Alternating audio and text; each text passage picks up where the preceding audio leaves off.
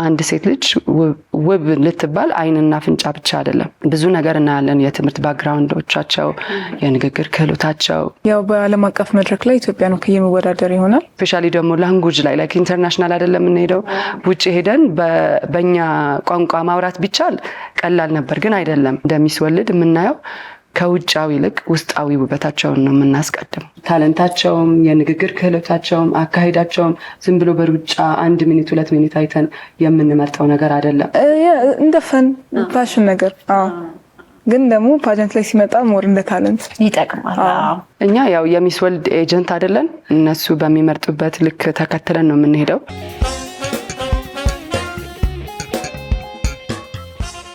ሰከላ ሾውን እየተከታተላችሁ ነው። የቁንጅና ውድድር ሲነሳ እንግዲህ በተለያየ አመት በተለያየ ጊዜ ላይ ኢትዮጵያን ወክለው እዚህ አሸናፊ ሆነው የዓለም አቀፍ መድረክ ላይ በርካቶች ይቀርባሉ። የተለያየ እድል ለሀገርንም ለማስተዋወቅ ለየግላቸውም ደግሞ ጥሩ ነገር ይዘው ይመጣሉ። ሀገርን ወክሎ በተላላቅ መድረኮች ላይ መገኘትን የምታቅ ራሷም ተገኝታ የምታቅ አሁን ደግሞ ሌሎች ያንን እድል እንዲያገኙ በአዘጋጅነት እየሰራች ያለች እንግዳ ነው የጋበዝኩላችሁ። አንደኛው ነገር ማዘጋጀት፣ ሁለተኛው ራስን ደግሞ ተወዳዳሪ ሆኖ መገኘት የሆነ ወቅት ላይ ደግሞ ምን ይመስል እንደነበር ከሷ ጋር እናወራለን። የሰሞኑን ደግሞ ወቅታዊ ዜና ስለሆነ ደስ ብሎኛል ስለመጣሽ። እንኳን ደህና መጣሽ። እንኳን ደህና ቆየሽ። ራስሽን አስታውቂ። ገነት ጸጋዬ ይባላለሁ። የሚስ ወርልድ ኢትዮጵያ ናሽናል ዳይሬክተር ነኝ። ፕሮፌሽናል አርኪቴክት ነኝ። አዲስ አበባ ዩኒቨርሲቲ አስተምራለሁ። የ2013 ደግሞ ሚስ ወርልድ ኢትዮጵያ ነበርኩኝ እኔም ራሴ።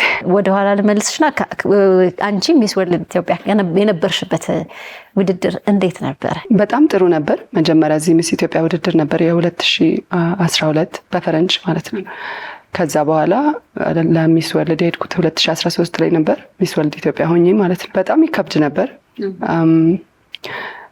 ከውጭ ያሉት ተወዳዳሪዎች ጋር ስታይ በጣም ጋይድ ተደርገው መንገዱን አውቀውት ምናምን ስለሆነ የሚሄዱት ለኔ በጣም ከባድ ነበር። ብዙ ሰርፕራይዝ የሆንኩባቸው ነገሮች ነበሩ። እዛ ስደርስ ፋይናንሻል ዋይስም የሚያግዝሽ ብዙ ስለሌለ ትንሽ ይከብድ ነበር። ግን ያው አገርን መወከል በጣም የሚያኮራ ነገር ነው። በጣም ደስ የሚል ጊዜ ነበር። አገርን ወክለሽ እየሄድሽ ወጪዎችን ራስሽ ነሽ የምትችይው ወይስ? ያው ከባድ ነው። አሁን ጥሩ እየሆነ ነው። ግን ያኔ እንደ ኦርጋናይዜሽንም አልነበረም የሄድኩት። ትንሽ ይከብድ ነበር። ግን አሁን እኛ ለማስተካከል የጣርን ነው እሱ።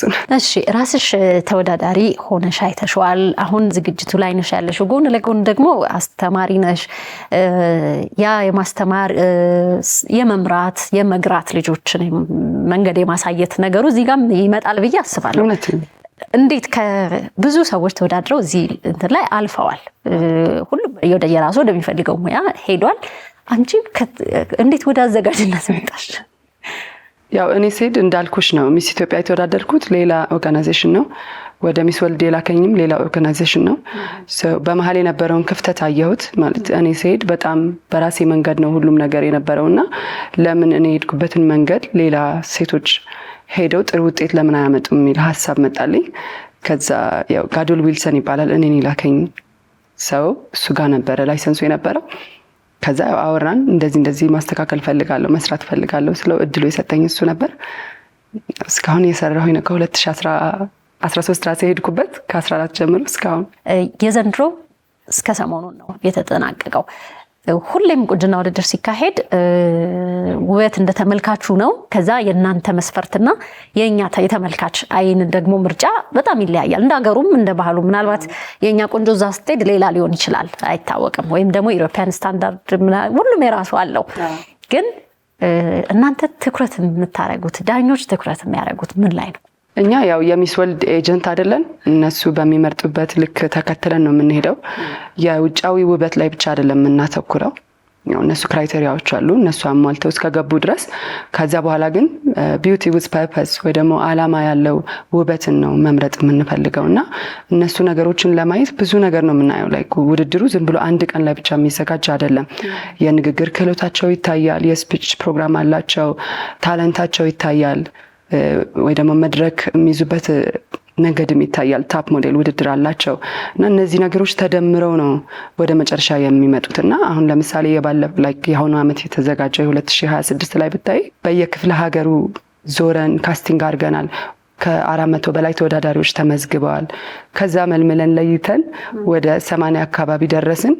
ከዛ ነው ኦፊሻል ውድድሩ የጀመረው ማለት ነው። እና ውጫዊ ላይ ብቻ አይደለም የምናየው። ብዙ ጊዜ ያው ኮሜንቶች ላይ ምናምን እናያለን እና የሆነ አሸንፏል ተብሎ ፖስት ሲደረግ ወይ ቆንጆ አይደል ወይ የቱ ጋ ነው ቁንጅና አሁን ጠፍቷል እንዴ ማለት እንደዚህ አይነት ነገሮች ኮሜንቶች እናያለን። ግን የሆነ የውበት ጥልቀት ያለው እውቀት አለመኖር ነው ብዬ አስባለሁ እንጂ ወደዛ ከሄድን አንድ ሴት ልጅ ውብ ልትባል አይንና አፍንጫ ብቻ አይደለም። ብዙ ነገር እናያለን። የትምህርት ባክግራውንዶቻቸው፣ የንግግር ክህሎታቸው፣ የስቴጅ አፒራንሳቸው እንዴት ነው፣ ከሰው ጋር ያለው ኮሚኒኬሽን ስኪላቸው እንዴት ነው፣ ብዙ ነገር ነው የሚታየውና ያው የምታሸንፈው ልጅ ይሄ ሁሉ ነገር ይዛ መምጣት አለባት። ውድድር ሁልጊዜ ማንንም አያስማማም። የትኛውም ቦታ ላይ እውነት ነው አያስማማም ሁልጊዜ ብቻ ሴት አዘጋጅ ስትሆን ደግሞ የተሻለ የሚሆን ይመስለኛል። ወንድ አዘጋጅ ሲሆን በጣም ብዙ ሽኩቻዎች አይጠፉም። እዛም ኢንዱስትሪውም ከባድ ስለሆነ አዎ እንደው መሰረታዊ ነገሮች ምንድናቸው? አሁን ቁመቷ ረዘም ካለ አንዲት ልጅ ወደ ሞዴሊንግ ግቢ ቁንጅና ውድድር ተወዳዳሪ ነው የሚባለው። መስፈርት ሲወጣ የትኛው ነው የሚወጣው ለመመዝገብ መጀመሪያ ካስት ስታደርጉ? ያው የኢንተርናሽናሉ እንዳልኩሽ የሚስ ወርልድ ስታንዳርድ አለ። ያላገባች ያልወለደች እድሜ ከ17 እስከ 27 ቁመት ላይ ያው ረጅም ሲሆኑ የመታየት አቅሙ ይበዛል እንጂ በጣም ይሄን ያህል እንደ ራንዌይ ሞዴል ሳልሆነ ሜትር ከ80 ወይ ሜትር ከ90 ብለን የምናወጣው ነገር የለውም። ግን እንዳልኩሽ ነው የምናያቸው እነዚህ ሁሉ ተደምረው ነው አንድ ሴት ልጅ በጣም ቆንጆ ረጅም ሆና ይሄ ክራይቴሪያዎች ያልኩሽ ክራይቴሪያዎች ካላሟላች፣ የንግግር ክህሎት ከሌላት፣ ታለንት ከሌላት፣ ስፔሻሊ ደግሞ ላንጉጅ ላይ ላይክ ኢንተርናሽናል አይደለም የምንሄደው ውጭ ሄደን በእኛ ቋንቋ ማውራት ቢቻል ቀላል ነበር፣ ግን አይደለም እና እንደውም የባለፉት አመት ላይ በጣም እንቸገር ነበር። የአሁኖቹ በጣም ጠንካራ ልጆች ናቸው። ውድድሩም በጣም ጠንካራ ነበረ። በምንም ማለት በዛኛው በታለንት ስትያቸው ሁሉም ታለንትድ ነበሩ። በላንጉጅ ስትያቸውም በጣም እንጃ በጣም ከሁሉም ጊዜ በበለጠ አሁን በጣም ጠንካራ ተወዳዳሪዎች ነበሩ እና እንደ ጃጅመንት ቁመት ምናምን ብለን የምናስቀምጠው የክራይቴሪያ ልዩነት አለው። ለሞዴሊንግ ነው የሚሄዱት፣ ለቁንጅና ውድድር ነው የሚሄዱት። ሁሉም ኢቭን ቁንጅና ውድድር ስትይ የውጮቹ የተለያየ ክራይቴሪያ ስላላቸው የቱ ጋር ነው የምትልኪያቸው የሚለውን ነገር ይወስነዋል። እና እንደሚስወልድ የምናየው ከውጫዊ ይልቅ ውስጣዊ ውበታቸውን ነው የምናስቀድመው። ዝም ብሎ ወደ መድረክ ወይም ወደ ውድድር ድርግም አድርጋቸው አታስገቧቸውም። ያው አስተማሪም ስለሆንሽ፣ ግን ሁሉም የሚያስፈልግ ራሳቸውን መድረክ ላይ ብቁ ሆነው ከዓለም አቀፍ ደረጃ ላይ ደግሞ ለመወዳደርም እንዲገቡም የሚያደርግ የተወሰነ ስልጠናዎች አሏችሁ ብዬ አስባለሁ። ያው ጋይድ አደርጋቸዋለሁ እንዳልሽው ሴት መሆኔም ብዙ ነገር አስተምራቸው ብዬ አስባለሁ። እንደ ሴትም ነኝ፣ እናት ነኝ፣ አስተማሪ ነኝ። በዚህ መንገድ ማልፍ ያለውና እኔ ጋር የሚመጡት ከ17 ዓመት ስል ትንሽ ያስፈራል እድሜው አይደል?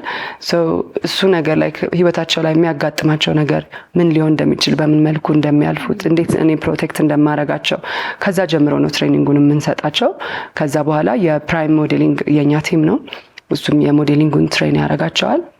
እንደ ቲም ስለሆነ የምንሰራው ብዙ የሚያስፈልጋቸው መንገድ ላይ እነሱ ድጋፍ ይሰጧቸዋል። የፎከስ ስቱዲዮ አለ ፎቶግራፊ ላይ ስለሚያስፈልጋቸው እሱም ትሬን ያደርጋቸዋል። የሶሻል ፕሮጀክት ላይ መስራት ካለባቸው የማያ ቻሪቲ የኛ ቲም ነው። ልክ አንደኛ ስትወጣ የማያ ቻሪቲ አምባሳደር ትሆንና ቻሪቲ ላይ ቢዩቲ ዊዝ ፐርፐዝ ላይ እንዴት ነው መስራት ያለባት የሚለውን እዛ ላይ ትሬን እናደርጋቸዋለን። የዚህ አመቱ እንዴት ነበር?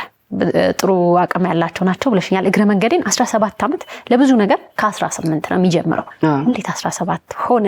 ያው ኢንተርናሽናሉ ነው የእነሱን ነው የምንከተለው። 17 ላይ አሁን ሞዴሊንግ ላይ ስታይ 17 ሲገቡ በጣም ረጅም ጊዜ ይኖራቸዋል ለስራም ጋይድ ለማድረግም ለብዙ ነገር። ያው ግን የእነሱ ተከትለን ነው የምንመጣውና ብቻ በአሁኑ በጣም ጠንካራ ነበሩ። እንዳልኩሽ ላንጉጅም የኛ ቲማችን ማይ እንግሊሽ ነው፣ የላንጉጅ ትምህርት ቤት ነው። ጋይድም ያረጋቸዋል፣ ጃጅም ያረጋቸዋል። እሱ ለራሱ በጣም የተደነቀበት የውድድር ጊዜ ነበረ ብዬ አስባለሁ። እና እንደዚሁ ነው ጋይድ የምናረጋቸው። ስለዚህ የዚህን አመት አሸናፊሽን አብራናለች። ስለዚህ እሷን አስተዋውቀሽልኝ ትጋብዥልኛለሽ። የዚህ ዓመት አሸናፊ ሩት ይርጋለም ትባላለች።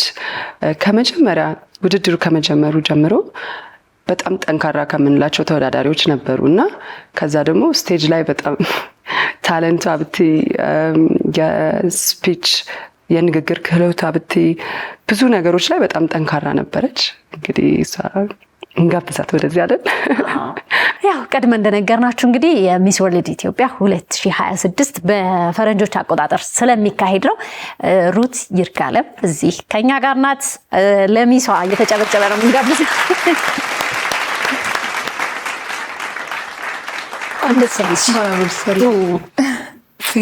ከሁለት ረጃጅሞች መሀል ገባው። በቃ አሁን መደናበሬ ነው።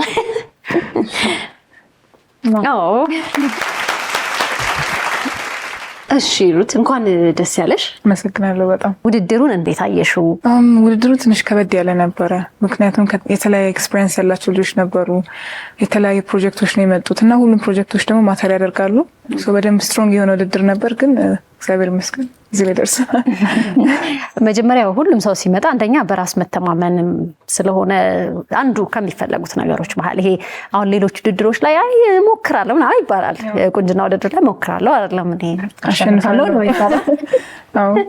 ያው ከውድድር በኋላ የሚሳካው ለአንድ ሰው ነው። ሂደቱ መጀመሪያ እንዴት ተመዘገብሽ? እንዴት እዚህ ውስጥ ገባሽ? ያው ሚስ ወርልድ በጣም ትልቅ የሚባለው የቁንጅና ውድድር መሀል አንዱ ነውና ትልቅ ስቴጅ ስትፈልጊ ትላልቅ ሾዎችን መዘርጋት ስትፈልጊ የምትጠቀሚያቸው ውድድሮች ናቸው። በጣም ረዥም ጊዜ ተዘጋጅቼበት ከመመዝገቤም በፊት ረዥም ጊዜ የተለያዩ ነገሮች ላይ የተዘጋጀው ነው የጠበኩትና ስመዘገብም ውድድሩ ከባድ እንደሚሆን ጠብቄ ነበር። ግን በቂ የሆነ ዝግጅት አድርጌ ነው የተቀረብኩት የነበረው። ምን ላይ ነው አሁን ያለሽው? ተማሪ ነሽ? ማናት ከዚህ ውጪ? በማርኬቲንግ ማኔጅመንት ነው ግራጁዌት ያደረግኩት። እንዲሁም ደግሞ በቡና ቅምሻ ወይም ደግሞ ኮፊ ካፐር በመባል የሚታወቀው እዛ ላይ ያለው በማርኬቲንግ ላይ ሰራለሁ። ኢቨንቶች ላይ የተለያዩ ቦታዎች ላይ ይሳተፋለሁ። በሱ በዘለለ ደግሞ ሞዴሊንግ ያው በደንብ ወደ ሞዴሊንጉ ማደላለሁ። ከዛ በኋላ ደግሞ ሞር ታለንት ላይ ፓሽኔት ነኝ። ታለንት አንጎራጉራለሁ። ከተደነቀላት ነገር መሀል አንዱ እሱ ነው። ትንሽ ያው እዚህም አስቸግርሻለሁ። የልጅነት ህልምሽ ምን ነበረ? አሁን እንዲህ መሆን ሲባል የሆነ አይነት ፕሮፌሽን ልናስብ እንችላለን። አንደኛ ተፈጥሯችን ምን ሊሆን እንደሚችል አናውቅም። ልጅ ሆነን እኔ ራሴ ሞዴል መሆን ነበር የሚመስለኝ ቁመቴ ነው። የልጅነት ህልምሽ ምን መሆን ነበር? ያው ፓሽን ዋይስ ስናየው በደንብ ሞዴሊንግ ላይ መሳተፍ ፈልግ ነበረ። ግን እንዴት እንደሆነ አላውቅም፣ ምን እንደሆነ አላውቅም። ቻሪቲ ላይ በጎ አድራጎት ወደፊት ቤት የሆነ ነገር ሰርተን እዛ ውስጥ አኑረን ሰው ምናምን እያልን ከሲስተር ጋር የምናወራ ነበርና ግን እንዴት የሚለው አይገለጽልኝም ነበረ። ወይ ፓይለት ወይ ዶክተር የሚባለው ነገር ነበረ ቢካዝ ፋሚሊ አፕሪሺየት ስለሚያደርገው ማለት ነው። ግን አይ ቲንክ አሁን በደንብ ህልሜን እየኖርኩት ይመስለኛል። ተወዳዳሪዎችና አዘጋጅ እንግዲህ ትመሪያለሽ፣ ታገኛቸዋለሽ፣ ማውራት አለብሽ፣ መንገድ ማሳየት አለብሽ። አንደኛ የሄድሽበት መንገድ ነው ይሄ ከአዘጋጅነት ውጪና ሁሌ እንትን አይኖርም። በቃ አዎ ብለን አንስማማም ሁሉም ሰው። ግን ደግሞ ተወዳዳሪዎች ማለት አይ እነሱ ቅርበት ነበራቸው መጀመሪያ እንዲህ አይነት ነገር ሊፈጠር ይችላል። እንዴት እነሱን አቻችለሽ የምትሄጂው? እውነት ነው እንደዚህ አይነት ነገሮች ሊያጋጥሙ ይችላሉ። እኔ ግን ያው ከመጀመሪያ ሁሉንም እኩል ነው ጋይድ ማረጋቸው።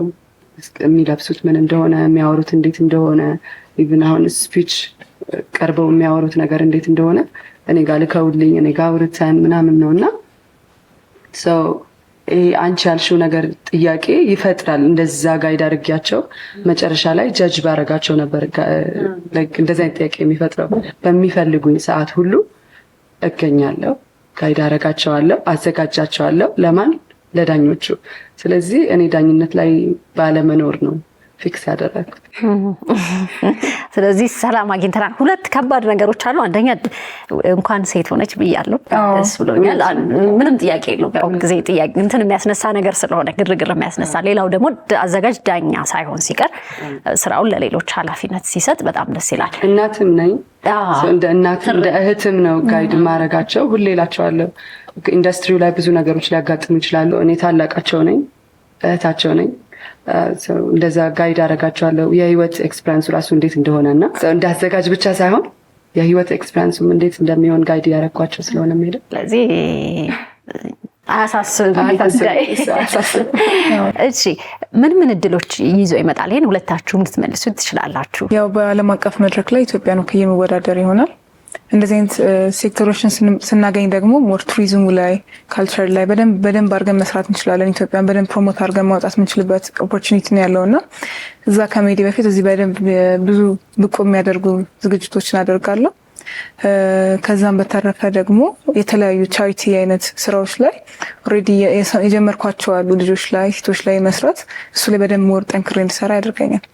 ምን አይነት እድሎች ይዞ ይመጣል? አሁን የግል ነገር ብዙ ሰው የግል ነገር ይመስላል። በቃ የሆነች ቆንጆ ሴት አስሸነፈች፣ የሆነ ቦታ ሄደች፣ እንደዚህ የሆነ ማስታወቂያ የሚሆን የሆነ ካምፓኒ የሆነ ነገር ተፈራርማ ጥፍት ትላለች አይነት ብዙዎችም ጠፍተዋል፣ ይጣፋሉ። ለራሳቸው ጥሩ ነገር ላይ ከሆኑ ደስ ይለናል። ግን እንደው ምን አይነት እድሎች ነው ይዘው የሚመጣው? ጥሩም መጥፎም ሊመጣም ይችላል። ባላሰብሽው ምን አይነት ነገሮች? ብዙ ነገሮች ናቸው። ግን ዋናው ከራስሽ አይደለ የምትለፊበት መንገድ ምን ያህል ነው የሚለውንም ይወስናል ብዬ አስባለሁ። እንደ አዘጋጅ ግን በአሁኑ ዓመት ለብቻ አይደለም እያዘጋጀን ያለ ነው። ያው እስካሁን እውቅና ለማግኘትም በጣም እንቸገር ነበር። ኢትዮጵያ ውስጥ ራሱ ኢትዮጵያን ወክለን እየሄድን ማለት ነው እና በጣም ያስቸግር ነበረ። አሁን ግን የባህልና ስፖርት ሚኒስቴር የአዲስ አበባ ቱሪዝም ኮሚሽን ሰፖርት አድርገውን እውቅና ሰጥተውት ስለሆነ ለእኛም እንደ ሀገር ስንሄድ ኢትዮጵያን ወክለን ስንሄድ ብዙ የሚያስፈልጉን ነገሮች ላይ ሰፖርት ያደርጉናል ብለን ተስፋ እናደርጋለን። ሌላው የሚያገኙት እድል ኢትዮጵያን ወክለው ወደ ሚስ ወርልድ በጣም ከዓለም ላይ ትልቁ ውድድር ነው። ራሳቸውን አገራቸውን ሪፕሬዘንት አድርገው የሚሄዱበት እድል ነው የሚያገኙት እና አሁን ለምሳሌ ሩት የምትሄደው ኢትዮጵያን ወክላ ቪየትናም ሄዳኛን ሪፕሬዘንት ታደርጋለች። ከዛ በተረፈ ግን እንዳልኩሽ ነው እኛ በተጠቀምንበት ቁጥር ነው በነፊቱንም የምናገኘው። እንደ አርአያ እንደ ሞዴል በግል ህይወትም ሊሆን ይችላል በዚህ ሙያ አካባቢ የምታየው ሰው አለሽ? አባቴ በጣም ነው የምወደው፣ በጣም ነው የማከብረው። በጣም ደግሞ ጠንካራ ሰው ነውና ብቻውን ያሳደገን ያለውን ነገር እየተመለከትን ስላደገን እሱን ለማኩራት ራሱ መጣራችን እንጃ የሚጠግብ አይመስለኝም። የሆነ ነገር ሳደርግ ፕራውድ የሆነ ብቻ አይመስለኝም። ምን ልጨምር የሚለው ነገር አለ ሁሌና አይ ቲንክ ዲስ ታይም ግን በደንብ ፕራውድ ሆናል። እስቲ ኢንተርናሽናልም ላይ ለሚደረገው ውድድር በደንብ በብቃት ተዘጋጅቼ ደግሞ በደንብ ለማኮረው ተስፋ አደርጋለሁ። እናደንቃቸዋለን። በዚህ በጣም እንደ ቤተሰብ ላይ ውድድሩ ምን ያህል ጠንካራ እንደሆነ ምን ያህል አቅም እንደሚያስፈልገው ወይ ደግሞ የቤተሰብ ድጋፍ እንደሚያስፈልገው የሚያውቅ ሰው ትንሽ ሊሆን ይችላል ብዬ አስባለሁና አባቷ እኔ እስከማስታወሳቸው ድረስ ከመጀመሪያ ውድድር ጀምሮ እስከ መጨረሻ ድረስ በጣም ያመሸንባቸው ውድድሮች ራሱ ነበሩ። እስከ ማታ ድረስ ጠብቀው እሷን ሳፖርት አድርገው ማለት በጣም ጠንካራ ድጋፍ እንዳላት ከቤተሰብ ያስታውቃልና እኔም በዚሁ አጋጣሚ ላደንቃቸው እወዳለሁ። ኢቭን የመጨረሻ ላይ ስታሸንፍ ያሸነፈችው ስትጠራ ከሷ ይልቅ አባቷ ምን ብለው ይሆን ብለን ራሱ ስናይ ነበርና በዚሁ ላደንቃቸው እወዳለሁ። እንኳን ደስ አላችሁ። እንኳን ደስ አሉት። ምክንያቱም ብዙ ቤተሰብ ያው ብዙ የሚደግፈው ነገር አይደለም። ብቻቸውን ያሳደጉ አባት ደግሞ ይበልጥ ባይደግፉ አይገርምም ነበረ። ግን ይሄን ሁሉ ማድረጋቸው ረጃጅም ሰዓት ተወስዱ ነበር። ይሄ ራሱ ውድድር ሌሊት እኩለ ሌሊት ሊነጋ ሲል ነው የጨረሳችሁ። ምን ነው እንዴ መልክም እኮ እንትን ይላል ድክም ይላል። አሁን ይሄኛው የቀድሙ ጥያቄ መልስልሻል ብዬ አስባለሁ። ይሄ ማለት ውስጣቸው ላይ ያለውን ነገር ለማየት ዝም ብሎ እንደ አይንና ፍንጫ ብለን እንደዚህ ወክ አድርገው የምናየው ነገር አይደለም እና እንደዛ ጊዜ የሚወስደው ውስጣቸው ያለው ነገር እንዲታይ እፈልጋለሁ። እኔ እንዳዘጋጅ ታለንታቸውም የንግግር ክህሎታቸውም አካሄዳቸውም ዝም ብሎ በሩጫ 1 ሚኒት 2 ሚኒት አይተን የምንመርጠው ነገር አይደለም። አንዷ ከአንዷ እኩል ነጥብ እንኳን ከሆነች እቺ ዝም ብላ ትሆን አንልም። ተመልሶ ጥያቄ መጠየቅ ካለባቸው ይጠየቃሉ። ተመልሰው ወክ ማድረግ ካለባቸው ያደርጋሉ። ትክክለኛዋን ሴት ለማግኘት እስከ እኩለ ሌሊት አይደለም መንጋት ካለበት ይነጋል እንጂ ያልሆነችውን ሴት ላለመምረጥ ነው እንደዛ ሰዓት የሚፈጀው። ጠንካራ ተፎካካሪ ተወዳዳሪ የምትይው ሰው ነበር? አዎ ስፔሻሊ ቶፕ 7 ላይ የገቡት ተወዳዳሪዎች በደንብ ጠንካራ የሚባሉ ናቸው። አክቹዋሊም አይ ቲንክ ከ15 ራሱ ወደ 7 ሲመጣ በረጅም ሰዓት ፈጅቷል ዳኝነት ላይ። ምክንያቱም እነሱም በጣም ጠንካራ ነበሩና ኒንጃ ኢትዮጵያ ውስጥ በእንደዚህ አይነት መልኩ ጠንካራ ፕሮግራም ኖሮ የሚያውቅ አይመስለኝም። ቶፕ 10 ከዛ 5 አይነት መሰለኝ አይደል እንደው የተለመደው አካሄድ የተለመደው። አዎ ግን አሁን ብዙ ስለነበሩ እንዳልኩሽ ነው በየክፍለ ሀገሩ ዞርናል። 400 በላይ ተወዳዳሪዎች ነበሩ። ከዛ ወደ 80 መጣናቸው። እንደገና ከ80 ወደ 50 መጣን። እነዚህ ነገሮች ቁጥራቸው ብዙ ስለሆነ አሁን ከ50 20 ከመምረጥ 25 ብናረጋቸው የሆነ አጠገብ ለአጠገብ የሆነ ውጤት የነበረባቸው ሴቶች ነበሩና እነሱን እያጠጋጋን 25 ከዛ 15 ከዛ 7 ነበር የመረጥ። ትንሽ ቀይረነዋል። ግን እንደዛ ያደረግነው ደግሞ ኦፖርቹኒቲ ማግኘት የሚገባቸው ሴቶችን ለቁጥሩ ብቻ ብለን ለ10 ብቻ ብለን ወደዛ ከምናረገው በተቻለ አቅም እንደዛ ነበር ያደረግነው። እየቀረበ ሲሄድ በቃ ወደ መጨረሻ ስምሽ ቁጥርሽ እስኪጠራ ድረስ የሆነ የሚያስጨንቅ ነገር አለው። አንደኛ ሌሎች ውድድሮች ላይ ተወዳድረሽ ታውቂያለሽ ወይ? እንደው ልምዱ አለሽ ወይ? ለጭንቀቱም ቢሆን። ሁለተኛ እንዴት ነበር የመጨረሻዋን ቅጽበት? ሌሎች በርካታ ውድድሮች ተወዳድሬያለሁ ኢትዮጵያ ውስጥ እና ጭንቀቱ መድረኩ ሁሌ አንድ ነው። ሁሌም አንድ ነው መድረክ ላይ ስትወጪ። ስፔሻሊ መጨረሻ ላይ ቶፕ 7 ከገባን በኋላ በቃ በጣም ነርቨስ የመሆን ምን ይፈጠር። ምክንያቱም መጨረሻ ላይ ሁሉም ሰው ለማሸነፍ ነው የመጣው። ሁሉም ደግሞ ለፍቷል። አንድ ሰው የግድ መመረጥ ስላለበት ነው እንጂ ሁላችንም ተያይዘን ብንሄድ ራሱ ደስ ይለን ነበርና የግድ እንደዛ ስለሆነ እንጂ በጣም የሚረብሽ ስሜት አለው። ግን ጠንከር ብሎ መቆም ግድ ነበረ። ክራውን በጣም ነው የሚያምረው በነገራችን ላይ። አይ ቲንክ ከኛ ከለር ጋር በጣም የሚሄድ ነገር አለው። አንቺም ላይ አምሮብሻል።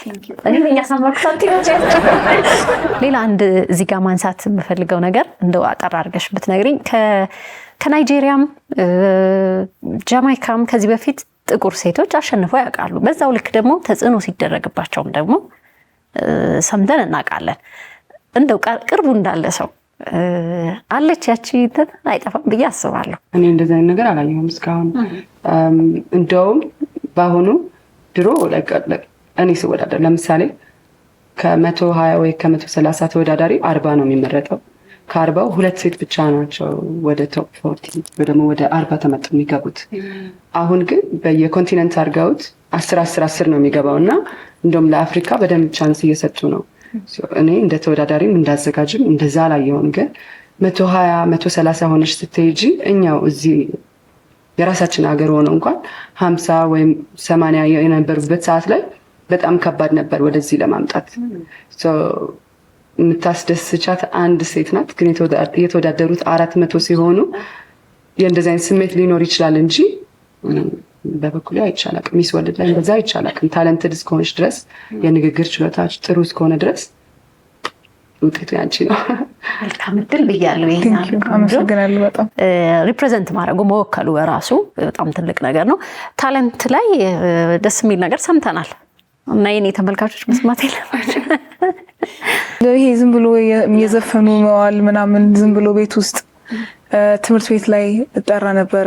የሆነ ፍሪ ፔሪድ ምናምን ሲኖረን ሩት ነው ዝፈኝ እና አይ ቲንክ በዛ ይመስለኛል እወደዋለሁ። እንጃ መስፈኑ ለዛ መሰለኝ እንደ ሆቢ ነገር እንደ ፈን ፓሽን ነገር። ግን ደግሞ ፓጀንት ላይ ሲመጣ ሞር እንደ ታለንት ይጠቅማል። ቀጣይ ዝግጅት ምንድነው የምታደርጊው? በጣም ብዙ ነገር ይጠበቅብኛል። ያው ኢትዮጵያን አይደል ይዘን የምንሄደው። በደንብ ኢትዮጵያን አሁን ከማውቃት በላይ በደንብ ማወቅ። የተለያዩ ቻሌንጆች አሉ እዚህም ስንወዳደራቸው የነበሩ ፋስት ትራክ ቻሌንጆች፣ ቶፕ ሞዴል፣ በታለንት፣ በፕሮጀክት እንዲሁም ደግሞ በቮት ደግሞ የኢትዮጵያን ድምጽ በደንብ ነው የምንፈልገው። አንድ ላይ ተባብረን የምናሸንፍበትን መንገድ በደንብ እሰራበታለሁ ከዚሁ ከወዲሁ ማለት ነው። ወደ 3 ወር የሚሆን ነገር አለ። የምትሄጂበት መድረክ እንግዲህ ዓለም አቀፍ መድረክ ነው። አስተርጓሚ አጠገብሽ አይቆምም። ስለዚህ ግዴታ ነው ራስን መግለጽ። ከዚህ ውድድር ጀምሮ ያ ዝግጅት ነበረ? በደንብ ነበረ። እንዴት ነው ስፒቾች ነበሩን። በቪዲዮ ራሱ አስገቡ ተብለን ቪዲዮ እናስገባ ነበረ። እያንዳንዱ ፕሮጀክታችን ምን ይመስላል ስለኛ የተለያዩ ኢንትሮዳክሽኖችን እናስገባ ነበርና አይ ቲንክ ውድድሩም እንደዛ ሊያስመሽ የቻለው ሁሉንም በደንብ ያለውን ስኪል ለማየት ነው። በምን ያህል መንገድ ራሷን ሪፕሬዘንት ማድረግ ትችላለች፣ የተጠየቀችውን ጥያቄ በምን አይነት መልኩ መመለስ ትችላለች የሚለው ነገር በደንብ የታየበት ነውና ፓጀንትሪ ላይ ስትገቢ ሞሮፌ ቀጭቋ የምትል አይነት ሴት ብቻ ሳይሆን በጣም በውስጡ ብዙ ማወቅ ያለብሽ፣ ኮንፊደንት መሆን ያለብሽ፣ ዲሲፕሊን መሆን ያለብሽ በጣም ዋይድ የሆኑ ነገሮች አሉና እሱን እንግዲህ አሟልቼ ተገኝቻለሁ። ቋንቋውም አንዱ ነበር እዛም ቋንቋውም በደንብ አንዱ ነበረ። ምክንያቱም ይከብዳል አይደለም ሀገርን ራሴ መግለጽ አልችልም ማለት ነው እንጂ ስለዛ የግድ ነው። ቋንቋ ሲባል ኤቢሲዲ ብለው ስላወሩ ብቻ ሳይሆን የሚያወሩበት መንገድ፣ ኮንፊደንሳቸው፣ ራሳቸው የሚገልጹበት መንገድ ሁሉ ነው የሚታየው። ቅድም አንስቼልሽ ነበር ማይ እንግሊሽ የእንግሊዝኛ ቋንቋ ትምህርት ቤት ነው ከኛ ጋር የሚሰራው። ጋይድን ማድረግ ካለበት ማስተማር ካለበት እዛ ይማራሉ። መጨረሻ ላይ የሚያቀርቡት የስፒቻቸው የንግግር ክህሎታቸው በሙሉ የሚያይልን እሱ ነው። ዝም ብሎ እንደ አንድ እንትን ብቻ ሳይሆን በደንብ ትልቅ ፐርሰንት ተሰጥቶት ስለሆነ የሚታዩት መጨረሻ ላይ እዛ ሚስ ወርልድ ሄደው ምንም እንደ አዲስ የሚሆንባቸው ነገር የለም። ኢንተርናሽናሊ ነው እዚህም የምናያቸው እዛም ሲሄዱ እንደዛ ነው። ምስጋና የምትጨምሩት ነገር ሁለታችሁ? ምስጋና ሲባል በጣም ብዙ ካጠገቤ ያሉ ሰዎችን ማመስገን ፈልጋለሁ። ከሁሉም በበለጠ ግን ይሄ ፕሮግራም እንደዚህ ደምቆ በጣም ሳክሰስፉል ሆኖ እዚህ ጋር እንዲደርስ ብቻዬን አይደለሁም። ቲሞች አሉኝ። ቅድም አንስቻቸው ነበር። የፎከስ ስቱዲዮ፣ ማያ ቻሪቲ፣ ፕራይም ሞዴሊንግ ማመስገን ፈልጋለሁ። የማይ እንግሊሽ ትምህርት ቤትን ማመስገን ፈልጋለሁ። ከዛ በተረፈ ግን በዚህ ዓመት በጣም ብዙ ሳፖርት ያደረጉን አካላት አሉ፣ ቦታም የሰጡን ብዙ ነገር። እንዲሁም አባይን በጣም ማመስገን ፈልጋለሁ። ምክንያቱም ከዚህ በፊት ስናወዳድር ሚዲያ ከቨሬጅ ከሌላቸው ለሴቶቹም በጣም ያስቸግራል። በኋላ እቺ ናት ሚስ ወርልድ ኢትዮጵያ ብለን ሚዲያ ከቨሬጅ ከሌለው የምንሄድበት ቦታ ሁሉ ማስረዳት ይሆንብናል እና አባይ ካጠገባችን ሆኖ ይህንን ፕሮግራም እስከ መጨረሻ ድረስ ፓርትነሮቻችን ሆነው ስላዘጋጁ በጣም ልናመሰግናቸው እንወዳለን እና ሁሉንም ጠርቼ ስለማልጨርስ ሁላችሁንም በጣም ማመስገን ፈልጋለሁ። ቴንክ ዩ። ያው ማመስገን ሲባል እውነት ነው ትንሽ ከበድ ይላል፣ በጣም ብዙ ስለሆኑ መጀመሪያ ፈጣሪ ማመስገን ፈልጋለሁ።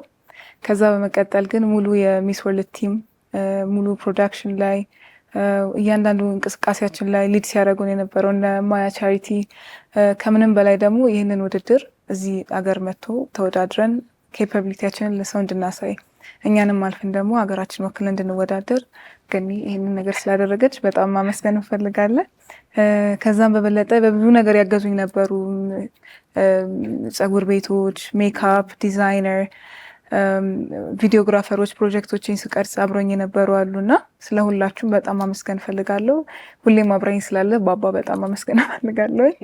እንዲሁም ደግሞ ሙሉ ተወዳዳሪዎችን፣ ምክንያቱም በደንብ ነው ሰፖርቲቭ የነበሩት። ሁሉም ሰው ግሩፓችን ላይ በደንብ ነው እርስ በርስ የምንረዳዳ የምንደጋገፍ የነበረው እና ሁላችሁንም ማመስገን ፈልጋለሁ። እንዲሁም ደግሞ ሌሎቹ ታይትል ሆልደሮች ኮንግራቹሌሽንስ። እሺ እናመሰግናለን። እኛም እንግዶች ስለነበራችሁ ከልብ አመሰግናለሁ።